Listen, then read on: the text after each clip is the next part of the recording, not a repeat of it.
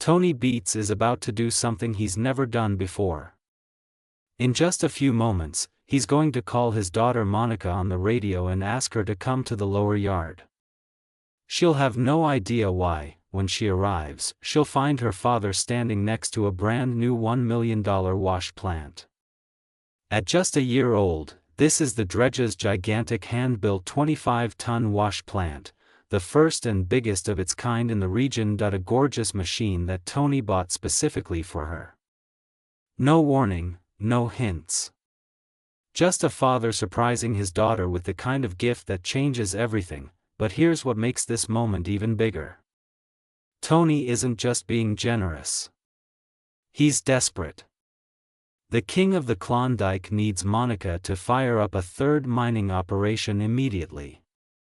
And he's betting $1 million that this surprise will save his entire season, the $12.5 million chase. Here's why this matters. Tony Beets is chasing a $12.5 million season. That's 5,000 ounces of Klondike gold at today's record-breaking prices.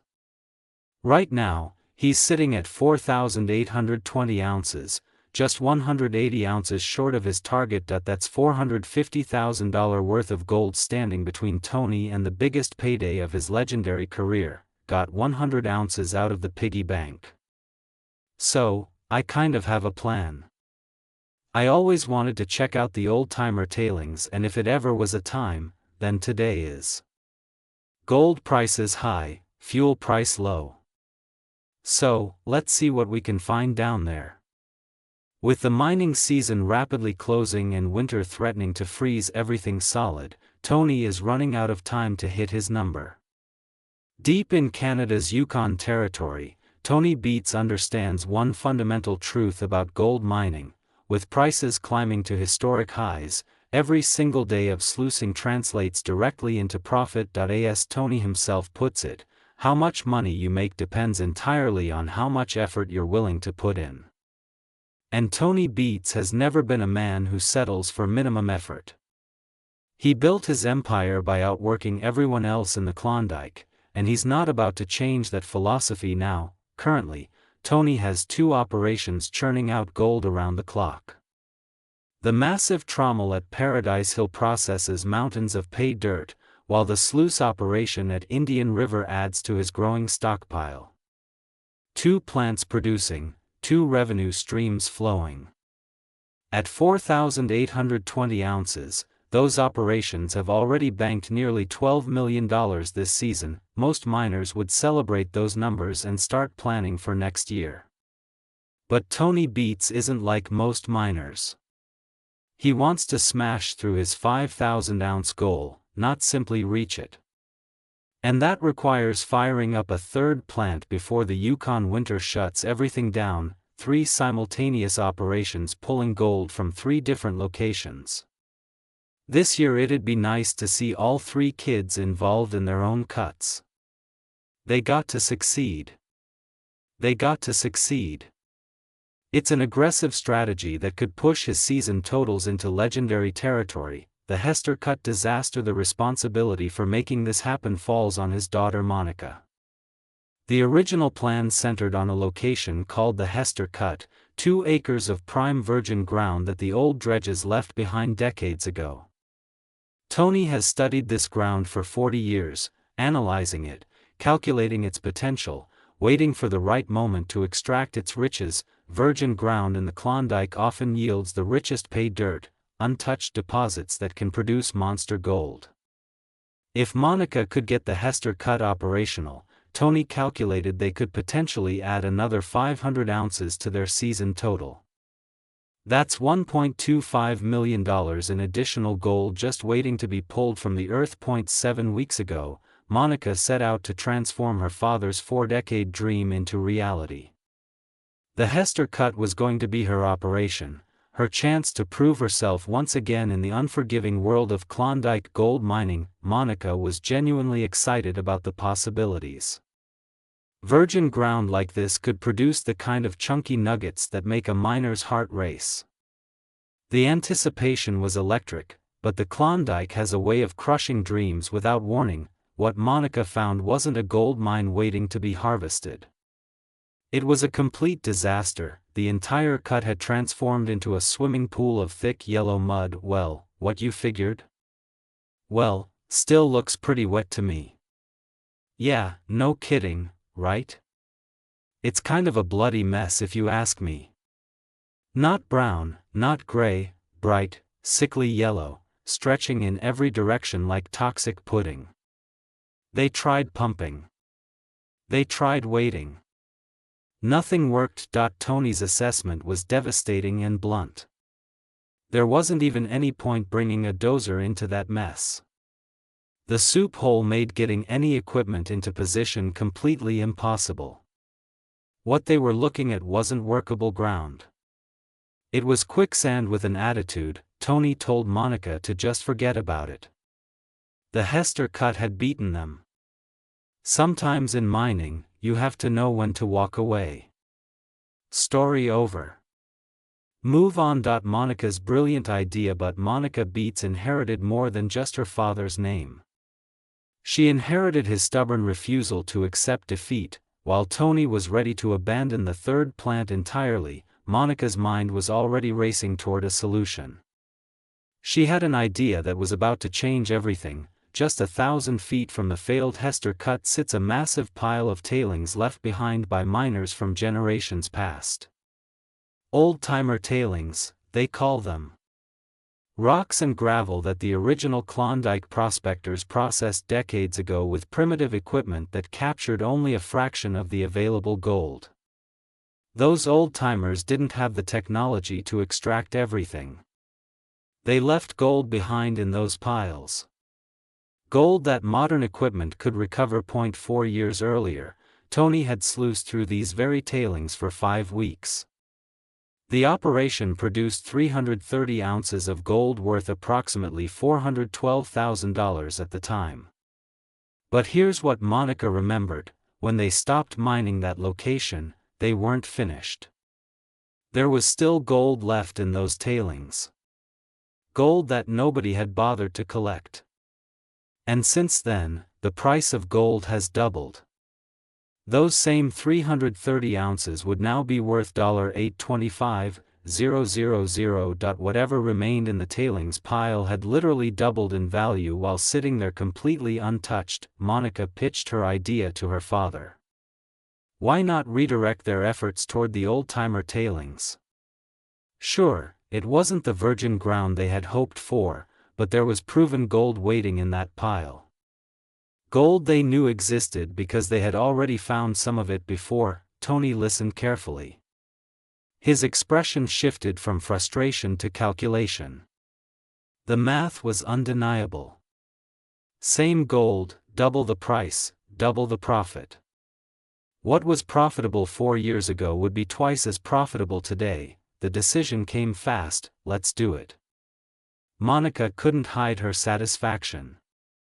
She thought the plan was brilliant, and she wasn't shy about pointing out that she was the one who came up with it. As long as we can make a plan, start working on these things.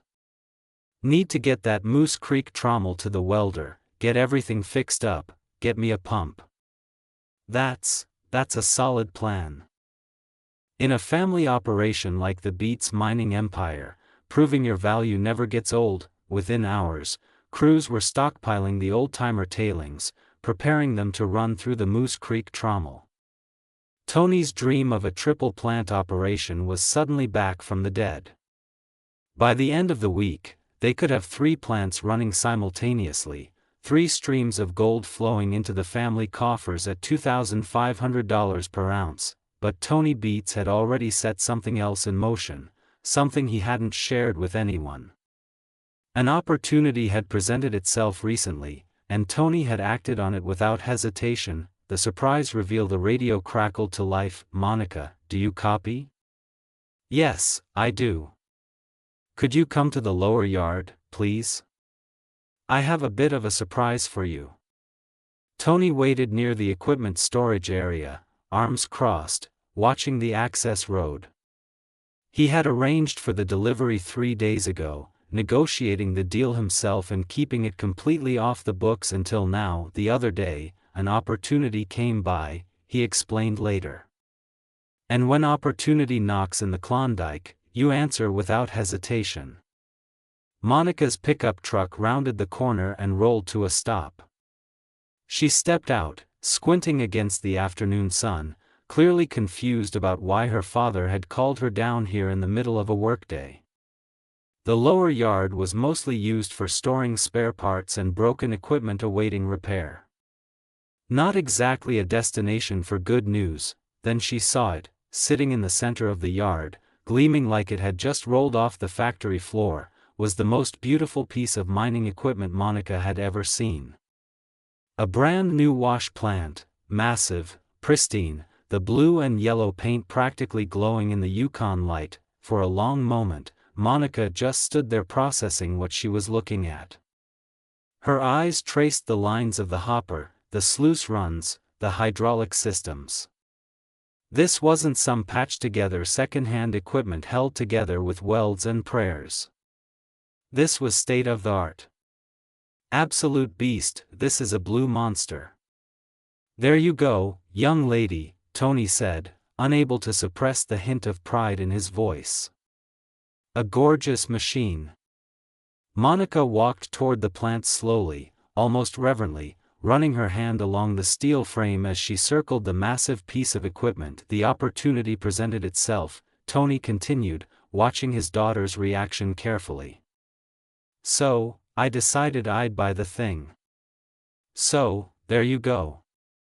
Well, I appreciate it, Monika managed, still taking in the scale of what her father had just handed her. Tony's surprise was $1 million super sluice. Unlike anything else in his considerable arsenal, this machine was specifically engineered to handle the big boulders and heavy material that chokes conventional wash plants. The specs were impressive by any standard. The hopper could accept material up to 18 inches in diameter. Processing capacity topped out at 200 tons per hour when running at full speed. Water jets blasting at high pressure would wash gold free from the rocks, while hydraulic steel fingers pushed waste material away. The heavier gold particles would settle into the sluices below, captured by ribbed matting designed to trap even the finest flour gold. At full capacity, a super sluice like this could yield 15 to 20 ounces per day under good conditions. That translated to $37,500 to $50,000 in gold every single day of operation. Over a 3-week sprint to end the season, the machine could potentially contribute 300 or more ounces to Tony's total. That's $750,000 in additional gold from $1 million investment in the Klondike. That math makes perfect sense. Crew foreman Glenn had wandered over to see what the commotion was about. He let out a low whistle when he saw the new equipment. That's a serious piece of machinery right there, he said, circling the plant with appreciation. Tony, where'd you even find one of these? Tony just shrugged. You keep your eyes open. You find things. Monika was already climbing up to inspect the hopper configuration. I thought we were going to use the Moose Creek trommel for the tailings, she called down. The Moose Creek trommel was going to take way too long, Tony explained. This way we can plunk it down there, get it hooked up, and get going. Time is money. Monika paused on her inspection and looked down at her father. A smile crept across her face. I still got a birthday present coming, though, right? Tony's response was vintage Beets. We'll see. Let's run the thing. Monika declared, all business again, moving the beast. But first, they needed to move 17 tons of wash plant from the lower yard to its operational position next to the old-timer tailings. Tony called in his best operators for the job. This was an A-team situation. No room for mistakes when you're maneuvering $1 million worth of equipment across rough Yukon terrain. The plan required precise coordination between multiple pieces of heavy machinery. First, Monika and Glenn would use forklifts to lift the massive plant, while Cousin Mike positioned skids underneath. Then, Mike Beets would use a dozer to drag the whole assembly onto its final pad. Tony directed operations with his characteristic intensity, radio constantly in hand, barking orders as the team worked to position the equipment perfectly. I think instead of going to Monika's cut, I think we should just move everything around, finish pumping the hole out, finish taking that pay out, because if we don't do it now, it'll be next year again. So, let's not mess around. Let's delay Monika and we just concentrate on this. Okay, Monika, up a little bit. Up a bit, up a bit. The forklift strained under the 17-ton load. Hydraulics whining in protest, more, more, more. Hold it right there. Mike slid the skids into position with millimeter precision. Years of experience guiding every movement. Mike, pull it, please. Go, go, go, go. Pull it a little bit more. Okay, perfect. The dozer cables went taut. Inch by inch, the $1 million super sluice crept toward its new home next to the old-timer tailings pile. Keep it going, man. Keep it rolling. That's good. Monika repositioned with the 700 excavator to push the plant the final distance into place. You got to sit right snug in the middle. Keep it coming. That's good. The plant settled onto its pad with a satisfying thud that went pretty smooth. Mike admitted that went awesome. Monika agreed. Tony surveyed the positioned equipment with obvious satisfaction. We'll level it off. Bingo. Perfect. I think it'll be just right for what Monika needs. The $1 million super sluice sat perfectly positioned next to the old-timer tailings pile, ready to transform decades-old leftovers into fresh gold at today's record prices, but the clock was ticking. The new plant was in place. But before Tony could start cashing in, there was still work to complete. Pumps needed installation. Pipes needed connection. Water supply lines needed to be run from the settling pond. Tony estimated 2 days to get everything operational.